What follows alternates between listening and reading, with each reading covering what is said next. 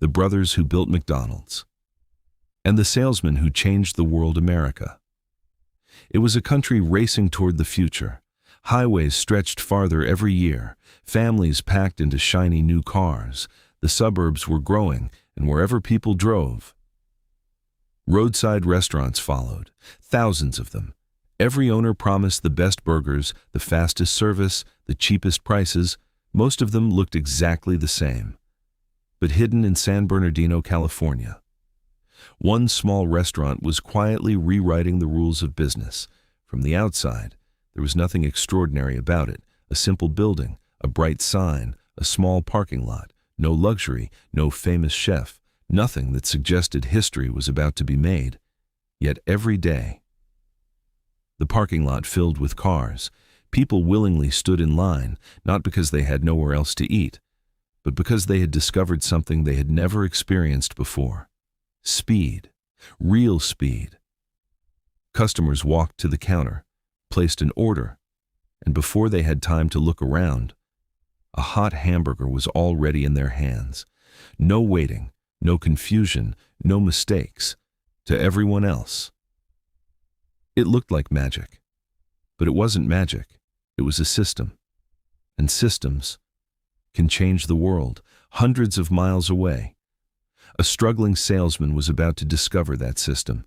His name was Ray Kroc. If you had met him then, you would never have guessed he would become one of the most influential businessmen in history. He wasn't a millionaire. He wasn't a celebrity. He didn't own a restaurant. He wasn't even young. Ray had spent decades chasing success. He sold paper cups. He played piano in small bands. He worked in real estate. He sold milkshake mixers. Each new job came with hope. Each disappointment forced him to start over. Most people would have accepted defeat. Ray Kroc refused. He believed that somewhere there was one opportunity capable of changing everything. Then one ordinary morning, a purchase order landed on his desk. One restaurant wanted 8 multi-mixer milkshake machines. Ray stared at the paper. 8. Most restaurants ordered 1. The busiest might order 2. Who could possibly need 8? There was only one way to find out. He packed his suitcase, started his car, and drove west toward California. He had no idea that the road ahead wasn't leading him to another customer. It was leading him to destiny. By the time Ray reached San Bernardino, the sun was already high above California. He parked across the street. For a moment, he didn't get out of the car. Instead, he watched. Cars pulled in one after another. Families stepped out. Workers on lunch breaks hurried toward the building. Teenagers laughed as they joined the line. There was nothing unusual about the crowd. What was unusual was what happened next. The line moved, fast, almost impossibly fast. Customers ordered, collected their food, and walked away within moments. No confusion, no delays, no complaints. Ray had spent decades visiting restaurants across America. He had seen busy restaurants. He had seen successful restaurants. But he had never seen anything like this. He crossed the parking lot, pushed open the glass door, and stepped inside. The smell of fresh beef filled the air. French fries crackled in hot oil. Hamburgers slid across stainless steel counters with mechanical precision. The kitchen didn't feel like a restaurant. It felt like the engine room of a ship. Every employee had one job, only one. One man grilled patties, another toasted buns, another added onions, pickles, ketchup, and mustard. Another wrapped the finished burger. Nobody hesitated. Nobody asked questions. Nobody stood still. Every movement had been rehearsed hundreds of times. Ray quietly stood near the counter, watching, timing everything in his head. 30 seconds. 40. Less than a minute. Another burger was finished, then another, then another. Finally, a voice interrupted his thoughts. "Can I help you, sir?" Ray smiled. "Actually, I'm here to meet the owners." A few minutes later, 2 brothers walked out of the kitchen, Richard McDonald and Maurice known to everyone simply as Mac. They looked nothing like famous businessmen. No expensive suits, no bodyguards, no polished speeches, just two ordinary men, covered in the dust and sweat of hard work. Ray shook their hands, then asked the question that had been burning in his mind since he arrived. "How are you doing this?" Richard smiled. "It wasn't easy." He pointed toward the kitchen. "You're looking at years of failure." Ray frowned. "Failure?" Richard nodded. "People only see the restaurant. They don't see everything that came before it." That sentence caught Ray's attention because he understood something most people didn't. Every great success usually begins with a long list of failures. Richard invited him to sit down. Then he began telling the story, a story that started long before McDonald's became famous, long before the Golden Arches, long before Ray Kroc ever walked through that door. It began with two brothers who were willing to destroy their own successful business in order to build something far greater. And as Ray listened, he realized he wasn't hearing the story of a restaurant. He was listening to the birth of a revolution. Richard leaned back in his chair. For a few seconds, he didn't speak. Instead, he looked around the restaurant, the customers, the employees, the kitchen. Everything Ray admired had been built through years of painful trial and error. Then Richard finally began. "It didn't start like this. When my brother and I opened our first restaurant, we thought bigger was better. The menu had almost everything: barbecue, hot dogs, sandwiches, milkshakes, pie, coffee, dozens of choices. Customers loved having options. At least, that's what the brothers believed. But every night, after the last customer left, reality looked very different. The kitchen was exhausted. Food had been wasted. Orders had been mixed up. Profits were disappointing. The restaurant looked busy. Yet, somehow, it wasn't becoming the business they had dreamed about. Most owners would have blamed the economy or the competition. The McDonald brothers blamed themselves. So they did something almost no successful business owner would ever dare to do. They shut the restaurant down. Completely. Customers arrived the next morning, only to find locked doors. Rumors spread quickly. "They've gone bankrupt. They're finished." It was only a matter of time. The brothers ignored every rumor, because behind those locked doors, they weren't giving up. They were starting over. For weeks, the restaurant remained closed, but inside, the brothers became obsessed with one question: how do we serve customers twice as fast, with half the effort? They realized something shocking. Most of their profits came from just a handful of menu items: hamburgers, French fries, soft drinks. Everything else slowed the kitchen down. So they made another risky decision. They eliminated almost everything from the menu. Friends thought they were crazy. Restaurant experts said customers wanted more choices. The brothers believed the opposite. People didn't need more choices. They needed faster service. But speed alone wasn't enough. The entire kitchen had to be reinvented. According to Richard, they even used a nearby tennis court to test different kitchen layouts.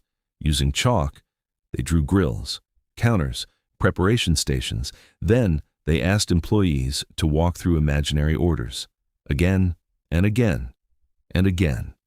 Every unnecessary step was erased. Every wasted second disappeared. If two workers crossed paths, the layout changed. If someone had to reach too far for ketchup, the layout changed again. Nothing was left to chance.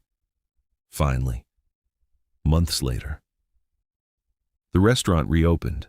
Customers immediately noticed the difference. There were no car hops, no long waits, no complicated menu. Food arrived almost immediately. Some competitors laughed. "They're selling only hamburgers. They'll never survive." The brothers didn't answer. They simply kept serving customers, faster than anyone else. Ray listened carefully. His heart was racing, because Richard was describing more than a restaurant. He was describing a machine that could produce the same result over and over again, anywhere, in any city, with almost any staff. Most people saw a burger stand. Ray Kroc saw something completely different. He saw the blueprint for the biggest restaurant empire the world had ever seen. And in that moment, he made a decision that would change not only his own life, but the lives of the McDonald brothers forever. That evening, Ray drove back to his motel. He should have been exhausted. Instead, he couldn't stop thinking. The brothers believed they had perfected a restaurant. Ray believed they had accidentally invented a revolution. He spread maps across the small table in his room. Chicago, St. Louis, Dallas, Miami, New York, one by one. He imagined golden arches rising in every major American city, thousands of restaurants, millions of customers, billions of hamburgers. It wasn't just a dream anymore. It was a plan. The next morning, Ray returned to the restaurant. This time, he wasn't there to buy milkshake machines. He was there to sell an idea. He sat down with Richard and Mac once again. "I've been thinking about your system," Ray said. "I don't believe you've built the best restaurant in California." The brothers smiled. Ray continued, "I believe you built the future of American food." Richard laughed politely. "We're happy with one successful restaurant." Ray shook his head. "You're thinking about one building. I'm thinking about 500. The room fell silent. Ray stood up, walked to the window, and pointed toward the busy highway. "Look outside. Thousands of cars, thousands of families. They're all looking for the same thing. Fast food they can trust. Now imagine they could find this restaurant in every city." The brothers remained unconvinced. They had spent years protecting quality. Expansion frightened them. "What if someone ruins our reputation?" Richard asked. "What if they don't follow the system?" Ray answered without hesitation. "Then we make sure they do." The brothers exchanged another look. Ray wasn't simply excited. He was obsessed. Finally, after hours of discussion, the brothers agreed to give Ray the opportunity to franchise the McDonald's system. It seemed like the perfect partnership. The brothers would provide the system. Ray would build the future.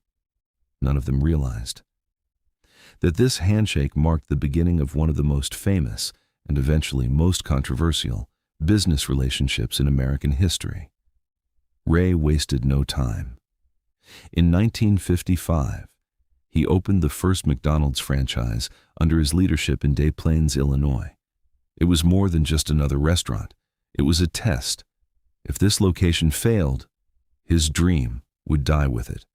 On opening morning, Ray arrived before sunrise. The lights were on, the grills were hot, employees stood ready. Outside, the parking lot was empty. He checked his watch. 5 minutes passed, then 10. He began to wonder if everyone had been right. Maybe the McDonald brothers were correct. Maybe this idea only worked in California.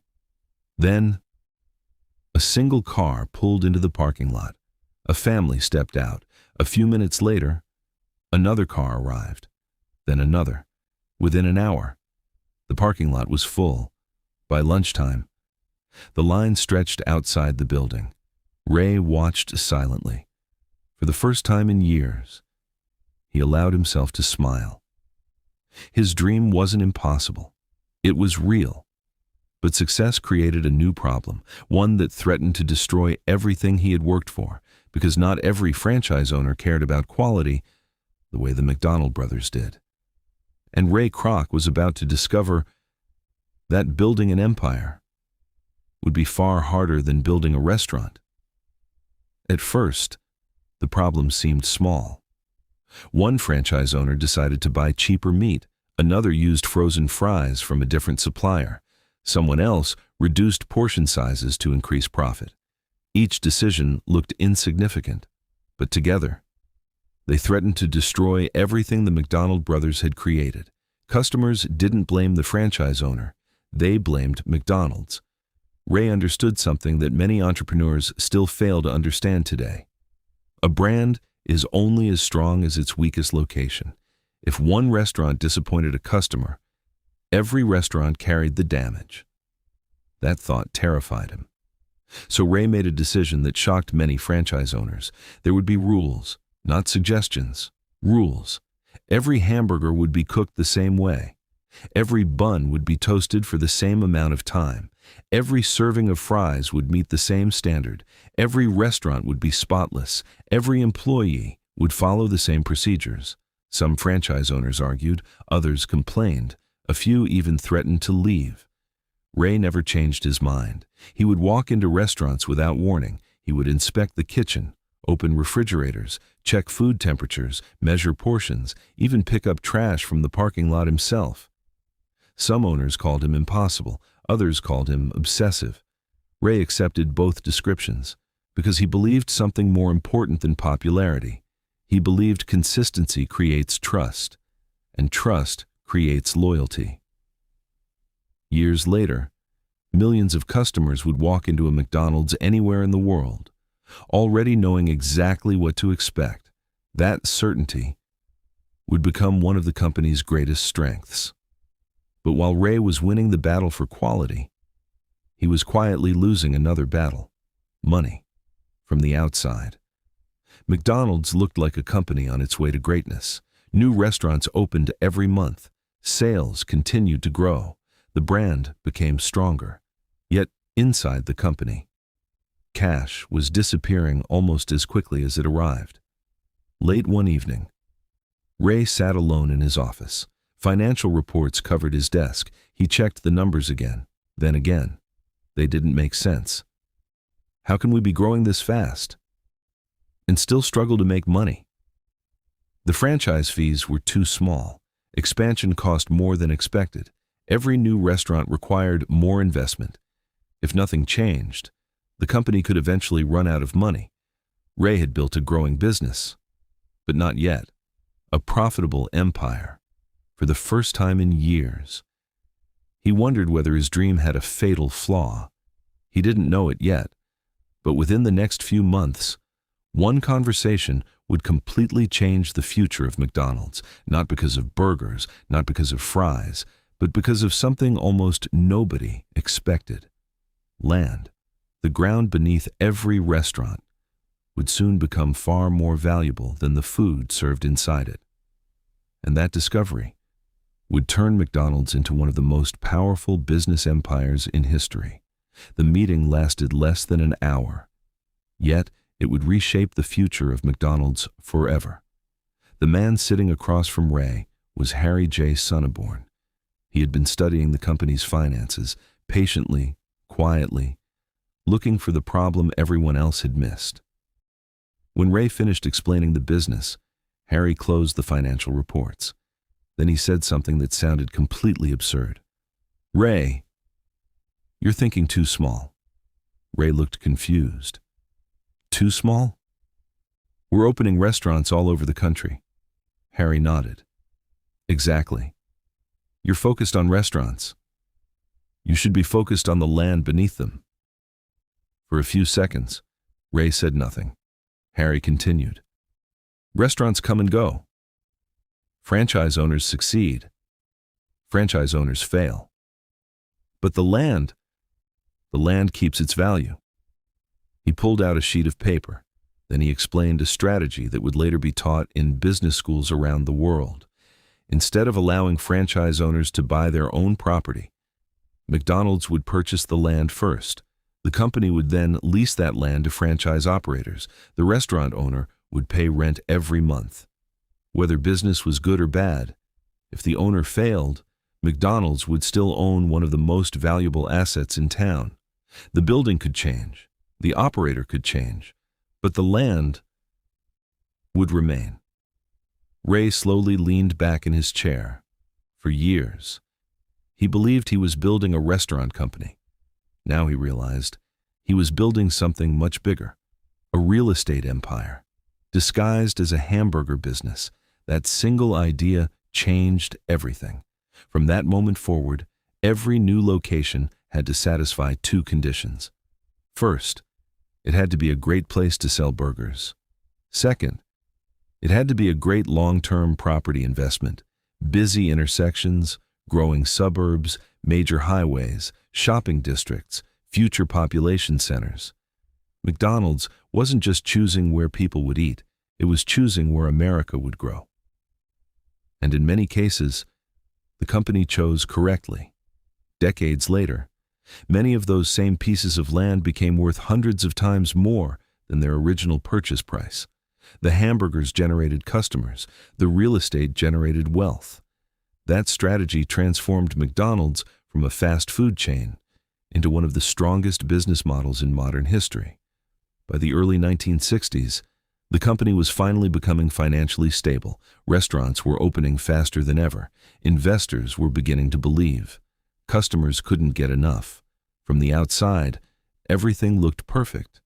But behind the scenes, a much deeper conflict was growing, because despite building the empire, Ray Kroc still didn't completely own it. Every major decision still depended on two men in California, Richard and Mac McDonald. Soon, Ray would make the most controversial decision of his entire career, a decision that would make him one of the most admired and one of the most criticized businessmen in American history. And when the negotiations finally ended, one side walked away with millions of dollars, the other walked away with one of the most powerful brands on earth. By 1961, Ray Kroc had spent nearly 7 years building McDonald's into something far larger than anyone had imagined. He had crossed the country countless times. He had convinced skeptical investors. He had fought for quality. He had solved the company's financial crisis. Yet, every night, one thought refused to leave him. I'm carrying all the responsibility, but I still don't have complete control. The McDonald brothers were good men. Ray never denied that. Without them, none of this would have existed. But they saw the future differently. They wanted to protect what they had built. Ray wanted to multiply it. The more the company grew, the more those differences turned into conflict. Every major decision became another debate. Every expansion required another discussion. Ray believed McDonald's needed one vision, one direction, one leader. Finally, he made the hardest decision of his career. He would buy the company. The meeting was arranged. There were no television cameras, no reporters, no audience, just 3 men sitting around a table: Richard McDonald, Mac McDonald, Ray Kroc. Ray spoke first. I think we've reached a point where McDonald's needs to move faster. The brothers listened quietly. Then Ray looked directly at them. I'd like to buy the company. Silence filled the room. The brothers had expected many conversations over the years, but not this one. For them, McDonald's wasn't just a corporation. It was decades of sacrifice, long nights, failed ideas, risk after risk. It was their life's work. Richard finally broke the silence. And what exactly are you offering? Negotiations continued for weeks. Both sides argued. Both sides compromised.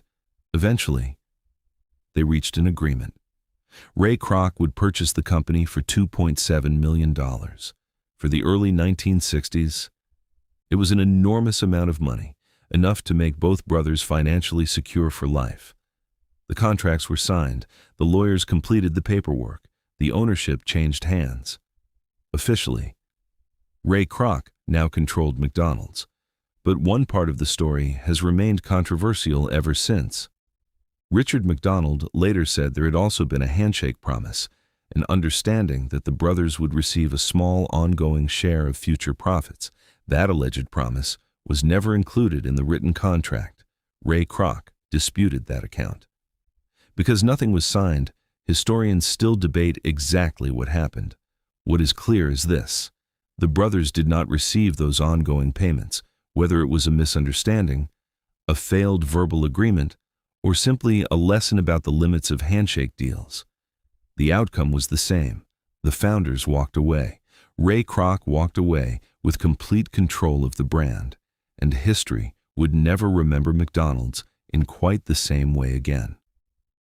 The hardest moment came later. The brothers wanted to keep operating their original restaurant in San Bernardino, the building where everything had started, the place where the speedy system had been invented, the place where Ray Kroc had first seen the future. But there was one thing they could no longer keep: the name. The name McDonald's now belonged to the company Ray Kroc owned. Imagine creating one of the most recognizable brands in history, only to lose the legal right to put your own name on your own restaurant.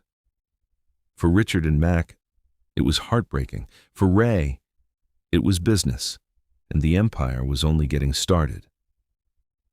What happened next depends on who tells the story. Some people see Ray Kroc as the businessman who took advantage of two trusting inventors. Others see him as the visionary who transformed a brilliant local idea into a global company. The truth is more complicated. Without the McDonald brothers, there would have been no revolutionary system. Without Ray Kroc, there would almost certainly have been no worldwide McDonald's. History needed both. But from that day forward, Ray had complete freedom, and he moved faster than ever before. Restaurant after restaurant opened across America. The golden arches appeared in cities, small towns, busy highways, shopping centers, airports. Every new opening strengthened the brand. Ray often repeated the same message to his executives: "We are only as good as our last hamburger." It sounded simple, but inside those words was an entire philosophy.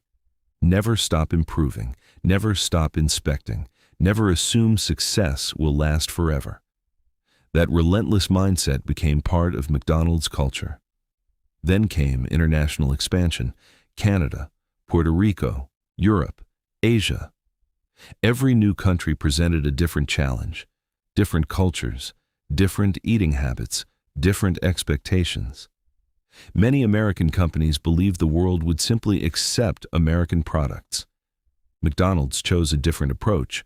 The company protected its core system, but adapted its menu. In India, beef burgers were replaced with chicken and vegetarian options. In Japan, new menu items reflected local tastes.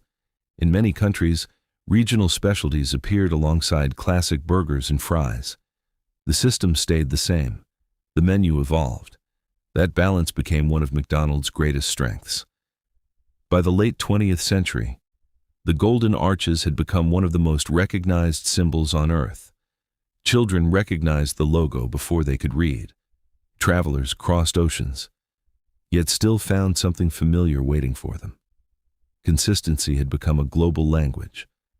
When Ray Kroc died in 1984, he left behind far more than a restaurant chain. He left behind a business model studied by entrepreneurs, investors, and universities around the world. A company serving millions of customers every single day. A brand recognized in nearly every corner of the planet. But perhaps his greatest lesson had nothing to do with hamburgers. It was this: a great invention is powerful, but an invention alone rarely changes the world. Execution does. Discipline does. Relentless standards do.